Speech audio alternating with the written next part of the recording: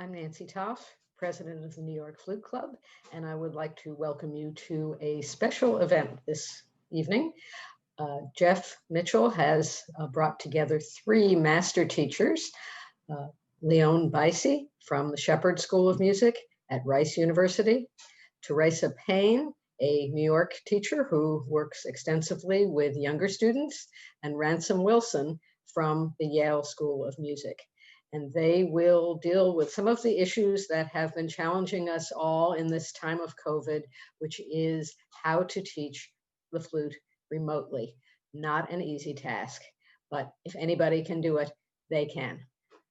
Please feel free to send your questions with the Q&A function, and Jeff Mitchell will have a look at your questions and ask the panelists to respond at the end of the program.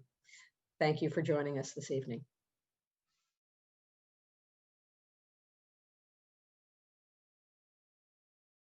Okay. Good evening, everyone. Thank you so much for joining. I am Jeff Mitchell. I'm a board member of the New York Flute Club. Thank you so much for joining what I'm sure will be an interesting and obviously very relevant discussion for teaching flute virtually. Teaching flute virtually is not a completely new concept, of course, but during the current pandemic, it is the best option, it seems, for teachers to keep their studios active. I'm very excited to speak this evening with these acclaimed teachers, Leone Buyse, Tereasa Payne, and my former teacher, Ransom Wilson. Welcome to the three of you. Thank you so much for sharing your time and experiences with the New York Flute Club.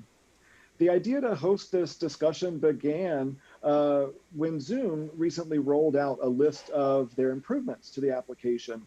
Yale, along with Rice and about 15 or so other top schools of music, led the charge in reaching out to Zoom to petition them to increase the audio quality of its application to provide a much better experience for teachers and students in the virtual studio. I, like I'm sure everyone on this call, seem to spend the better part of my days on virtual platforms, besides making sure that I'm muted or not muted, my camera's not pointed to the ceiling, or people can't see what pants I'm wearing. Performing and music and teaching really present a significant set of challenges that go well beyond what these virtual platforms were originally designed for.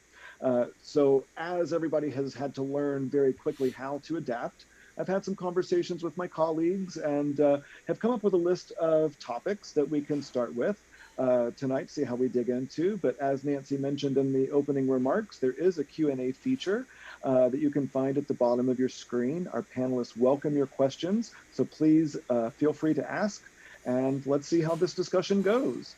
To begin, I really think about just that initial transition from the live studio to the virtual studio. And to me, what really seems to be most important is what supports that. So I know, Tereasa, for instance, you've been teaching virtually for a number of years, well before the pandemic actually started. So you've seen an evolution of these different platforms.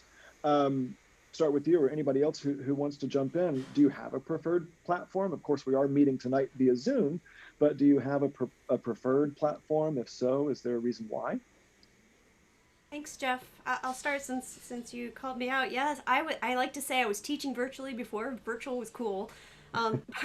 Mostly because when I started playing, I play flute, but I play world flutes. And when I started learning these about 15 years ago, there was not very many people doing them. So I was taking Skype lessons when Skype was brand new, about 15, 16 years ago, with all these players of these world flutes from all sorts of different countries. And wow, maybe that's what makes me think that virtual's not so bad these days, because it was awful. I mean, Skype was brand new, the sound was awful, internet was awful, it would cut out. And to top that, most of the times I didn't speak the same language as the teacher, so it was very much they would show me something, be like, here's what you do, and then it would freeze. And then I'd say, oh, okay. And that was pretty much our lesson. So it has come a long way. And with that being said, I use a big variety. My teaching, I teach everywhere from beginners in flute and pan flute and all sorts of different world flutes to middle school, high school, and I have a lot of adults, both amateur adults and professional flutists who come to me to learn world flute. So I have a big variety. And I also play a lot of, I'm sorry, I try not to take too much time here. I also play a lot of online concerts because I work for a company that presents about 24 concerts a week on a Zoom platform. So we've figured out how to get a sound quality that's pretty good for these concerts, and my job with them is as the musician trainer, so I sound check all the incoming musicians to get their setups for that. So I use a combination of Zoom, and I also use FaceTime for a lot of our kids because it's an easier platform for them, and I find that they're used to it because that's how they talk to their friends. And I like that when you're on FaceTime, you can just talk back and forth and not have that element of kind of, oh, I'm talking now. Oh, no, oh, okay, go ahead, you're talking. And that helps with the younger students to me. So that in a big nutshell, that probably took a little longer than I meant to, those are the platforms I use, and that's how I came about it. Great, thank you. Ransom, Leon, anything to add? Well, I had a kind of extended time away from Yale, like 10 years ago, and I tried to do Skype lessons from Poland. Pretty much impossible. I mean, the freezing, the delay was ridiculous, and the sound quality was terrible. So when Zoom came along, it was better, but as you know, it still had significant problems. And the new improvement, the high fidelity version, is really, I mean, it's a huge step forward. It's not quite as good as Clean Feed. I don't know if you've ever used that one. Clean Feed is wonderful as long as everybody has the same thing and is working exactly the same way, which is not usually the case. So we've pretty much abandoned it, although I think there may be some people at Yale still using it. But it's free. I don't know why it's free, because it does an amazing thing. But just for anybody who doesn't know, both people have to be running this program called Clean Feed, and it has nothing to do with Zoom. It works entirely independently of Zoom, but it has it gives you a broadcast quality sound, which is about 20 or 25% better than the current Zoom, which is nice. Even with the improvements that Zoom has made.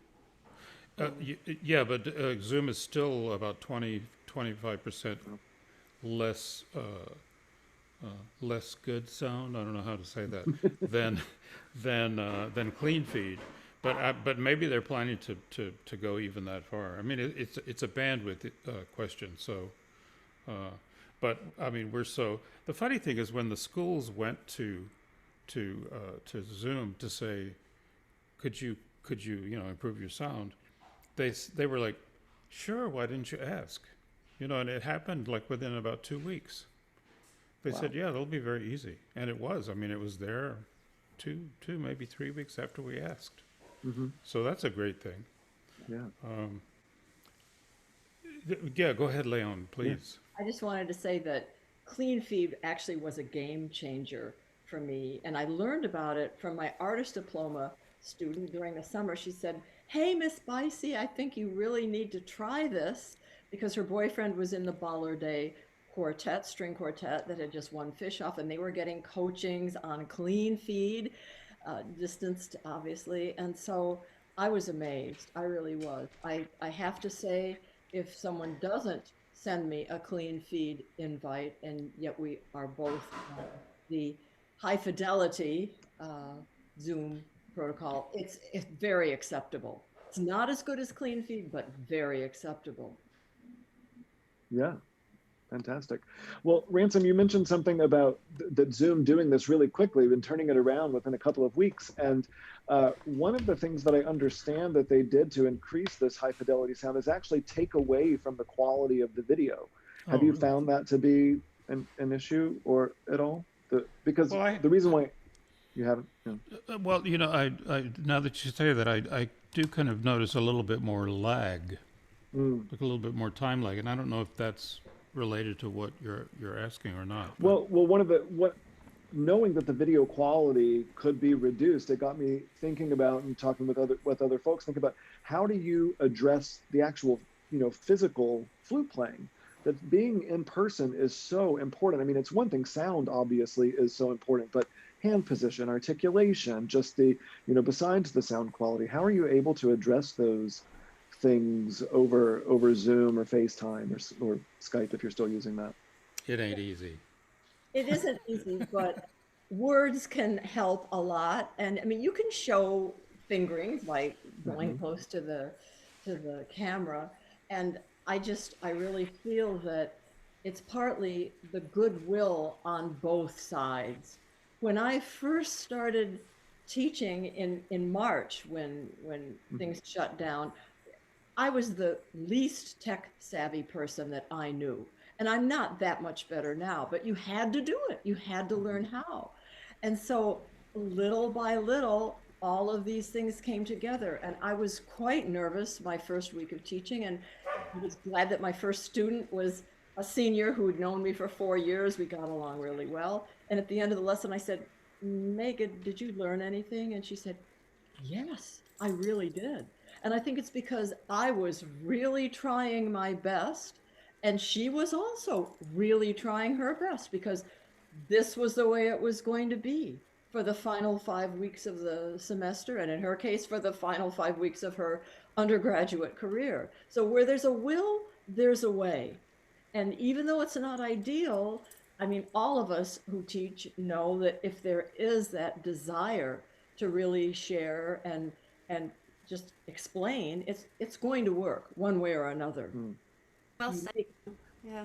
One of the things that I think is almost better on virtual lessons is that I can really get in the face of the student. I mean, I can be up close and personal and be doing things that I wouldn't be able to do in their face in person, to the point where I feel like, especially with all the different things that we're doing with our mouths and showing different voicings and everything, that I almost feel like I know, Jeff, you asked this question, but I'm going to answer it earlier because it's one of the things I think I'll continue using after we're back in person. Is every once in a while I might call my student out in the lesson and say, hey, jump on FaceTime. We'll both be in the same room, and I'm going to go like this to them, because you can just get so much closer and to where it's uncomfortable, obviously, and inappropriate in person, but it's really been good for that. And then I noticed a couple people were asking about Zoom and the sound quality. One of the things I have to say is Zoom is incredibly fussy, and you have to have the settings just right for it to get the sound that you want. And one thing off, the sound will cut out, the sound will distort. I mean, there's so many things that can go wrong with it, so it's a fussy thing and a lot of little moving pieces to get the sound right, I feel. Yeah, That's true, and I think they keep doing little updates, every few weeks, and I feel like the last one something went wrong.